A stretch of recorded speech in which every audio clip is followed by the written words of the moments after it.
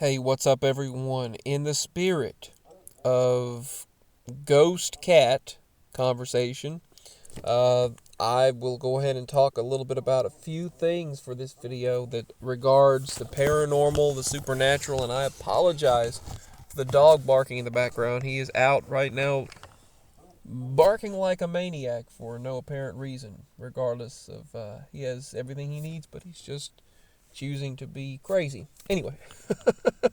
All right, back to the conversation. Don't let that distract you.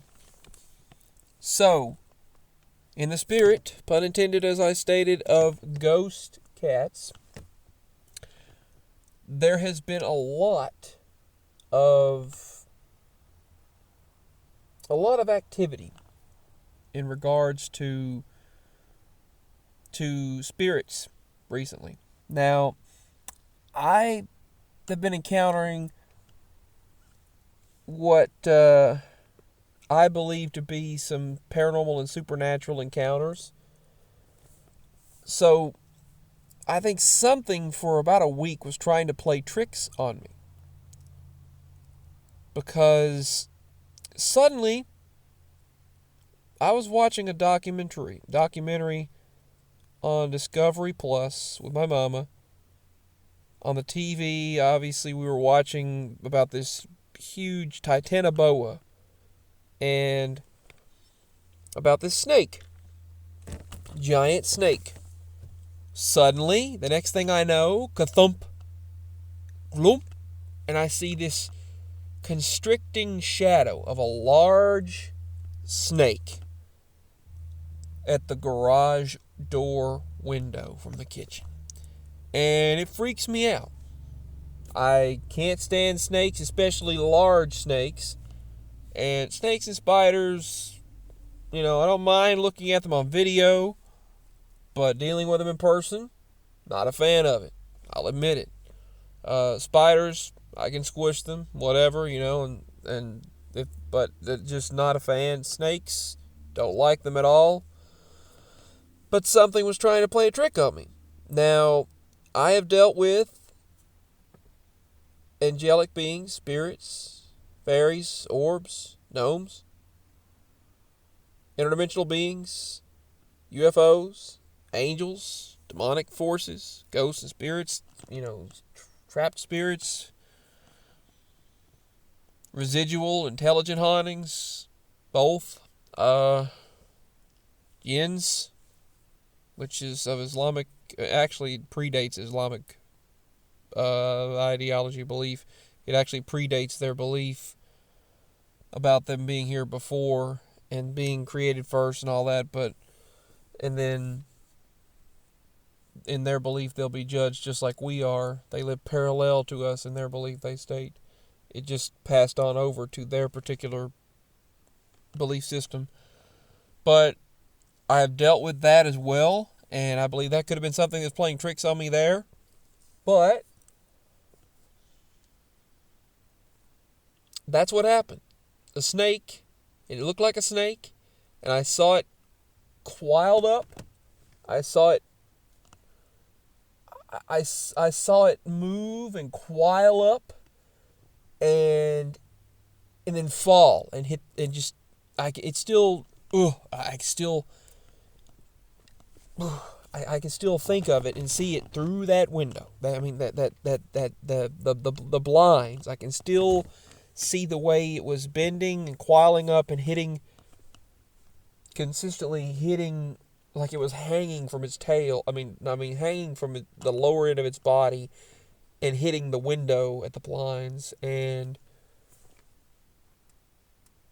I put on long pants, boots, gloves, and a grabbed an old umbrella, and I was ready to attack something. And turns out when I got down there, nothing was there. I turned on the light and I looked around, nothing's there. Well, actually, the noise is what got me first, and I turned on the light before then. But I opened the door, And then, that's right, I turned on the speaker that's down there. So I could kind of use the intercom system of the Amazon speakers with Mama and tell her what was going on. And nothing was there. And all of a sudden, it's the cat. There's a cat over there. She's like, what is it? So they obviously weren't alerted by anything. So something playing a trick on me. The day before, my cat Benson. Okay, he'd been gone for 3, maybe 4 weeks. Just disappeared. And he suddenly returned. He was back. And please don't mind Red barking, but he just returned, and I was like, Benson, when we were about to leave. He came out of nowhere, just ran to the porch door. And I put him in the garage before he left.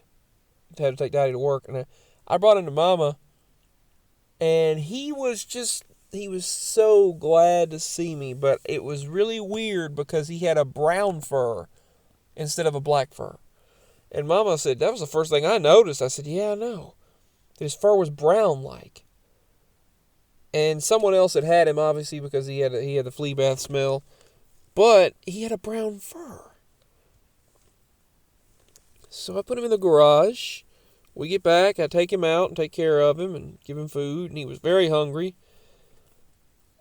But then I let him out. He wanted out. He will not stay in the house forever. So I let him out. And then he comes back the next day. And I take care of him. He acted kind of strange. But then I put him back out. And I know I put him outside. The next thing I know, I hear noise in the garage. I open the garage door. All the cats go in there and look, and then they come running out just like they wanted out of there. And I was like, well, what's going on here? And the next thing I know, I was like, Benson. And he was acting very strange. He came out from behind the, over there, the edge of the garage on the left-hand side. He came out from behind the washer-dryer, which doesn't work anymore. The washer quit working, but I think the dryer still works, but the washer doesn't. We have to go to the laundromat to do all that. But anyway, he just come out from back there and he acted strange. And what really freaked me out about him is he looked at me and I said, Benson, I said, how did you get in here? And you're just not going to believe this. He looked at me really deviously and then smiled. Really, he just kind of had an evil look. I've never seen a cat smile like that. Both of his mouth just raised like in a smile. And I thought about it later. I poured food, canned food.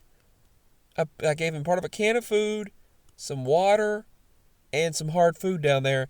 And he just looked at it and pretended to eat. Like just put his mouth over the food, like he was going through the motions with the food and water. Then he put his mouth over the water. And that's not like him. He eats like there's no tomorrow.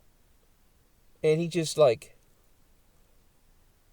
then he put his head over the hard food, then back over the water, and did the motions, but not licking the water, not lapping it up like he would do with food and water. But he just put his face over it. And he just sat there and then turned back around and looked at me. And he had a devious look. And he didn't want to go in the house. That was that. I was like, okay. And the next morning, actually, he comes running to me like he's starved and eats in the house, eats food like he's just never had anything else to eat in his life. And I'm like, well, that's Benson. And I was like, well, what the heck did I have last night? what was with me last night that wouldn't let me bother it or anything. And I mean, I was just like, I kissed him on the head, and I was petting him, and I was like, and I was thinking, wait a minute. I was like, that didn't act like him, smiling like that, not eating or drinking, just going through the motions, pretending like he's eating and drinking. So I got the idea that it was something. It was something taking on the form of my cat. It wasn't him. And then my father was listening to this radio show in Missouri, and this lady was on there who talks about all types of things. She guest starred. Her YouTube channel I'll put below this video so you can check it out. She talked about spirits. She talks about spirits, fairies, gnomes, orbs, interdimensional beings, angels, ghosts, and things trapped between dimensions, realities, things like that.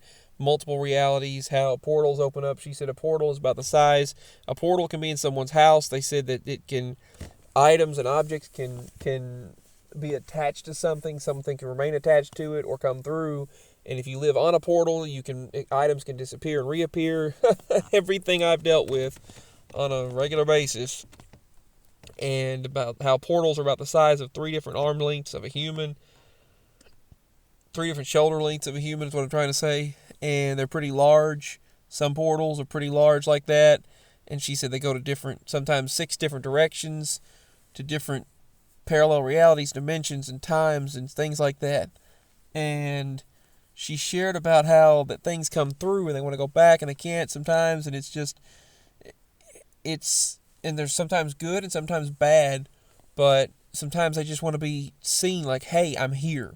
And when your cat, like Maui did, when she said when they witness spirits, they go up high and they start reaching for the spirit. They start reaching for it, just like my cat Maui did. I showed you in previous videos, and my daddy said she was describing everything that I talk about, everything we've witnessed and see and go through. And I've got a story to share that I've shared before, of an encounter that my father had. I wish I'd have put down the date. I think I did. I think we did put down the date on a paper. But what he encountered one time while just sitting out here in the driveway in the Nissan one night, laying out here, and he said he'll never forget it. I mean, he still gets wide-eyed when he talks about it, but he said he's no longer afraid by these things. He just realized that it's part of what's to happen, what's to come. But these things happen to me on a regular basis, and it seems they happen to those around me on a regular basis. It's just something that I can't get away from. That no matter what, it's always there. It always follows me around and has followed me around since I can remember. And a lot of other things going on around as well, but I'm going to talk about the paranormal, the supernatural, the interdimensional, the spiritual, things like that. But the thing is, she was speaking about things in detail that I experienced, and he heard it on the radio, and he had to share it. She has a YouTube channel, which I will, let's see, I'll go ahead and show that in a moment. I have not gotten to check out her content yet, but she has 3.51 thousand subscribers and 242 videos. Mary Ann Winkowski. So, if you have the time, check out her channel. There's a little bit of the about information. There's her website, her various social media links, Facebook, Twitter, Instagram, and her YouTube page. So, yeah. She was born in Cleveland, Ohio. And she also, her abilities, apparently she has really helped out countless numbers of people by connecting them with the spirits or removing unwanted spirits and negative energies from homes businesses or people's possessions, their items. So, very interesting content. I have not watched it. I have not watched her channel yet. I'm definitely going to. But she was on the radio. That's how I found out about them. He told me about her being on the radio and describing in detail the very things that I have experienced. So definitely check out her channel for sure. All right, back to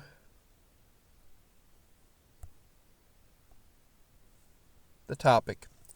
Lots of strange activity. Lots of things like that have happened to me throughout my life. This is just a little bit. These are just a few recent encounters. Like I stated, I have experienced what I believe to be skinwalkers, interdimensional beings that other people would call alien beings. The ET phenomenon, many people believe to be fallen angels. That's all dependent on what each person believes. I do believe there are some dark and bad beings, sinister beings that are around, and they are making themselves known and can try to trick people. So we've got to keep the Lord in our heart in these times. But back to what I've experienced, from that to interdimensional spirits, angelic, demonic. I have witnessed people that I knew in the past. She also talked about that. People that I've known in the past. When I was a child, I went to elementary school with them. Suddenly, they're just now growing up in the world around us, the reality around us. And I saw them at this Dollar General that's about 35, 40 miles from our house. And I saw that kid. I was like, I know him. That child told his grandfather. I could see him say the words, I know him. And it was just a moment where we stared at each other like, I went to school with him. And he looked at me just like he knows me. And the thing is, he was in my elementary school back in the early 2000s. And yet, I'm just growing up. I mean, he's just growing up just now in the world around us. Well, he was then. I don't know about, who knows now. And she talked about things like that. And the alternate realities, parallel universes, the timelines and things. And I believe them all to become one soon. I think that we are the path. I think the Lord's going to make everything become one soon. At least I hope. And balance things out. Restoration. And I wish all the best for the good, well-intended people of Earth. But it's just so bizarre, the things that go on. The reptilian beings, beastly creatures I've witnessed and seen, spirits. It's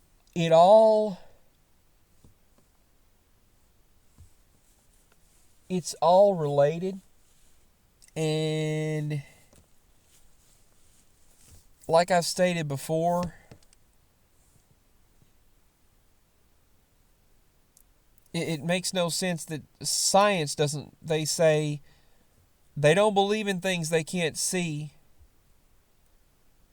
Well, the microquantum world exists.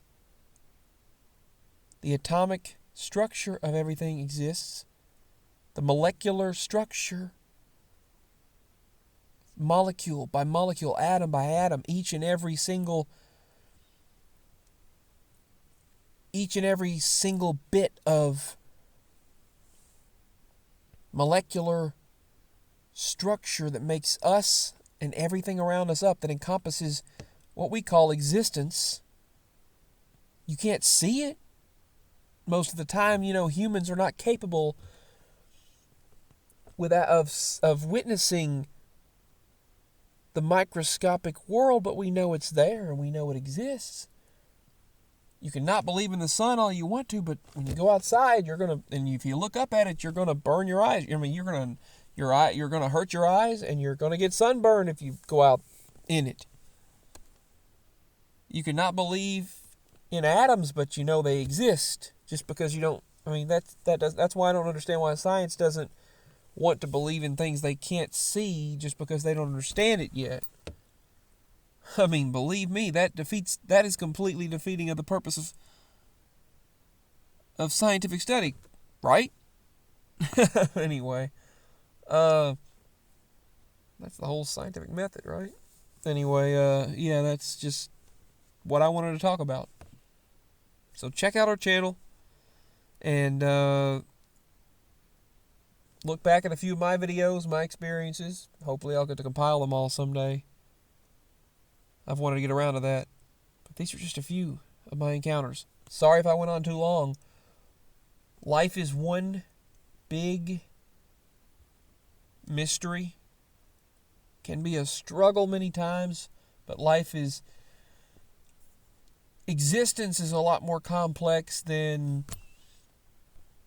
many out there realize. Alright, God bless, much love, peace, signing out. That's all for this video. This is documentation. If I ever post this online, I might do it right now. I don't know. Alright, so that's all for this video. Much love, and that's all. Just needed to share.